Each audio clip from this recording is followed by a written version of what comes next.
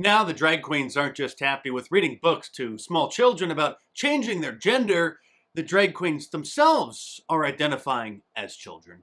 My name is Yuhua, my pronouns are she and her, and I've been with Drag Story Hour for 4 years now. Whoa! My drag character is flirty, beautiful, glam, and funny. Kids always ask me, what is your age? And that is my favorite question because I get to tell them that my age is the same as them. My favorite part of Drag Story Hour is getting to read to the kids because I wanted to become a teacher when I was younger and I get to do it now, except with the wig on. Come to the next Drag Story Hour because it can get educational, fun, and entertaining.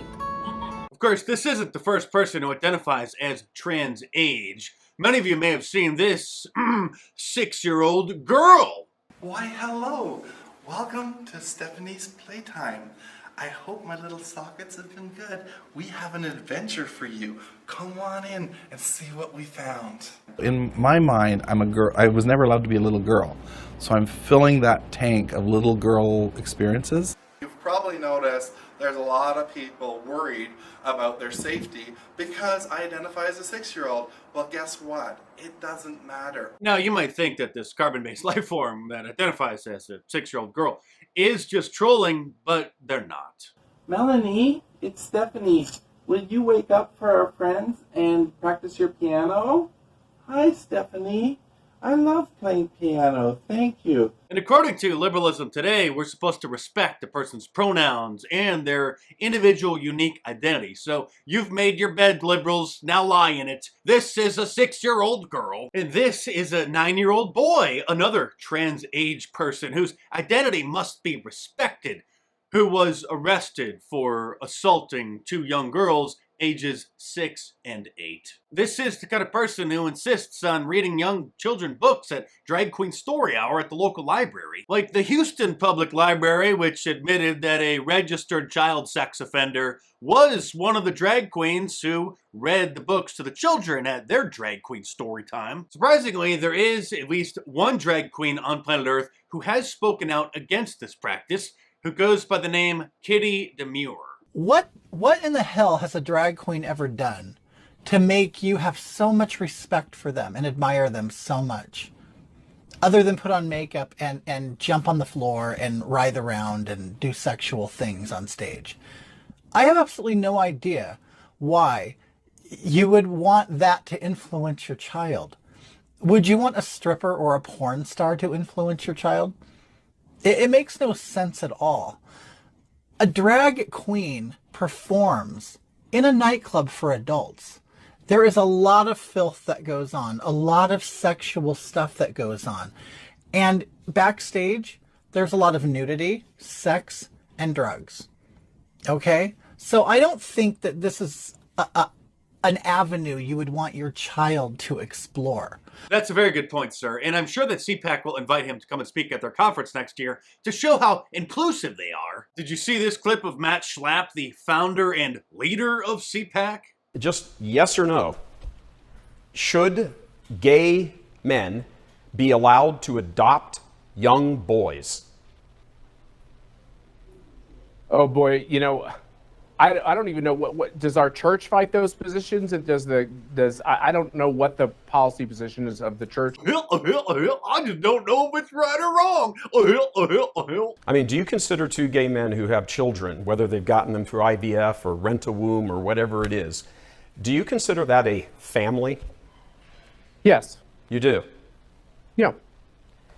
CPAC, by the way, stands for Conservative Political Action Conference, but what have they conserved over the years with their cowardice? It's no surprise that CPAC will never invite me to come and be a speaker there, because I'm not a Republican establishment shill. Not to say that there aren't some good speakers there, but obviously I'm way too honest for CPAC to allow me to speak on stage. But thankfully this year, 2022, many conservatives and even Republican members of Congress, although still just a small handful of them, finally stop being such cowards. But only because Gay Pride Month in June of this year was so overtly cultural Marxist that they couldn't help but realize that us independent little YouTubers who have been on the front line of the culture war for 15 years were right. But all the brand name conservatives completely ignored our warnings about what was happening to the culture and instead cozied up with the opposition, like Charlie Kirk posing for pictures with drag queens to show how inclusive the Republican Party was. What I think is the position that needs to be articulated better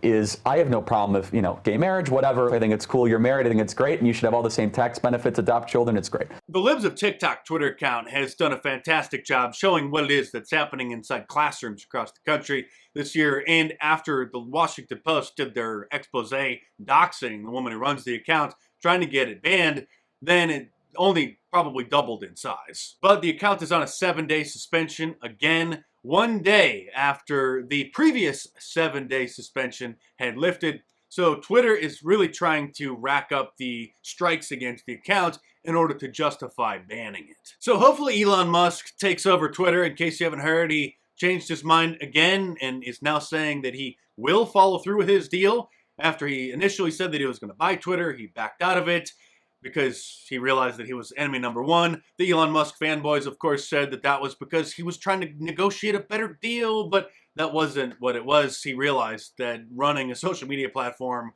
that supports free speech would make him enemy number one. I did a previous video on this in case you missed it. But he now says that he will buy it for the original offer price because he was going to lose his lawsuit to back out of the deal, which would have cost him $1 billion penalty fee. But the assault on our culture is nonstop. The Marxists are moving on all fronts. The new Scooby-Doo movie, Trick or Treat Scooby-Doo, depicts Velma as being a lesbian. And as promised, here are your Scooby snacks.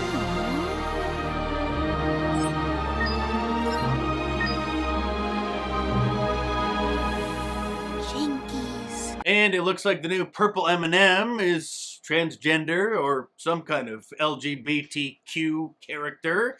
The candy company said that she is proud to be herself, which of course is code for queer. And you may recall that last year, the Twix candy company, which actually is owned by the same parent company as M&M's, put out that commercial depicting a boy wearing a dress. The more cultural Marxist propaganda the liberal media industrial complex puts out, the louder it has to be denounced.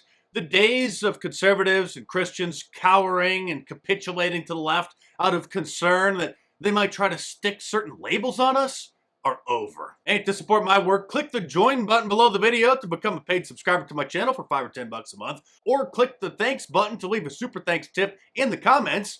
It's sort of like a super chat in a live stream, but it highlights your comment down in the comment section, and it's a great way to support the channel. So take a look below the video and find the join or the thanks button, and check them out.